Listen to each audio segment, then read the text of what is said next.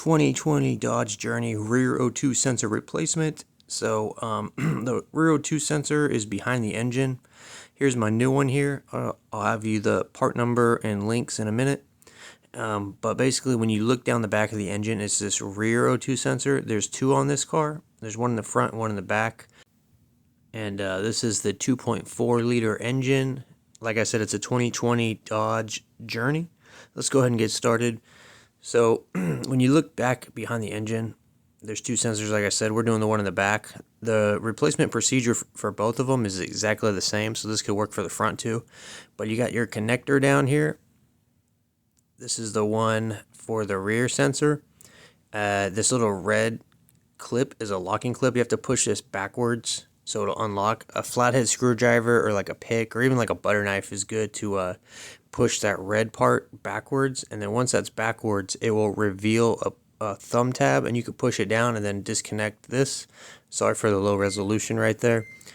And okay, now underneath this rear O2 sensor is the one that's in the middle of the cat. So we disconnected it so we could take the wire harness and just kind of pull it towards us, get it out the way. And then this is the red tab I was talking about. Once you push that backwards, it'll reveal that button. I got my O2 sensor socket to remove this sensor. I will link a new socket down below. They're only like 15 bucks or 20 bucks or something, maybe even less than that.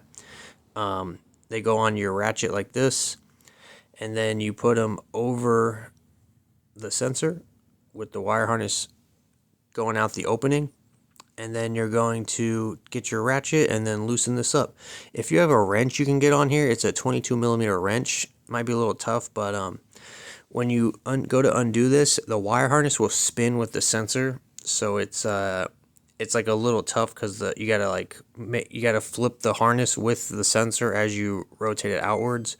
Or if you're just replacing it, you can just let it spin with it. But that's only if you're for sure gonna replace the sensor. So go ahead and get this out. Now once you get it unscrewed all the way, we will pull it out. Here's what it looks like. Looks a little old, so I got my new one here. This is from the dealership. I highly recommend getting a dealership one. This is my part number. I will link it below for a new one. Always go factory on O2 sensors if you can. But yeah, here it is. If you absolutely have to go aftermarket, I would at least try to get a Denso brand. But we'll take this cap off right here. Now, something you need to know when you're screwing this in, the wire harness is going to want to twist with it. And if you just let it twist, it could pull out the wires and damage the sensor. So when you're twisting this in, you need to rotate the whole harness with the sensor. I'll show you what I mean. Let's go ahead and get in here. Get this hand started as much as you can, and when you twist this, the whole harness is going to want a spiral twist. So you want to kind of get this hand started like this, and then you want to rotate this harness with the sensor so the wires don't twist and rip or break. And then once you get it tightened down enough with your hands, we're going to hit it with the socket on the ratchet or a 22 millimeter wrench, whatever you have that works. Go ahead and just finishing tightening this down. And just be wary of the harness so you don't break the wires or nothing. I hope I'm not making it sound too like dangerous or not, or just be cautious of the wires. Once we get the O2 sensor nice and snug, I'll do snug plus a quarter turn and then plug the connector in. Just bring it over here.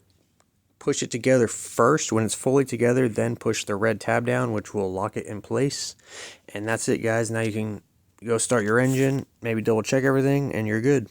Alright guys, that's all the information I got for you. The rest of the video is just some products and other stuff I got going on. Totally up to you if you want to stick around.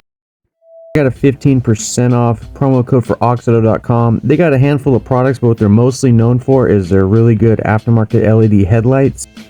They've been out a few years now, and at first the lights they had were 200% brighter than regular headlight bulbs. Now they've upgraded the tech this year, and now it's 600% brighter. So if you're in the boonies, the suburbs, the city, I highly recommend you upgrade your bulbs. Nothing wrong with having an old car, but you should get with the times and have bright headlights like everyone else. These bulbs are available on Amazon. However, if you go to the AUXITO website, that's where I could give you a promo code for 15% off. All you got to do is go to the website, type in your year, make, and model. There's basically products for every car out there, and what kind of light you want. They have all kinds of different lights for interior, exterior, headlights, and then you just browse to what you need and you get it. And then at checkout, you're going to type in GearmoAuto and then hit apply in the coupon code spot, and it'll take 15% off.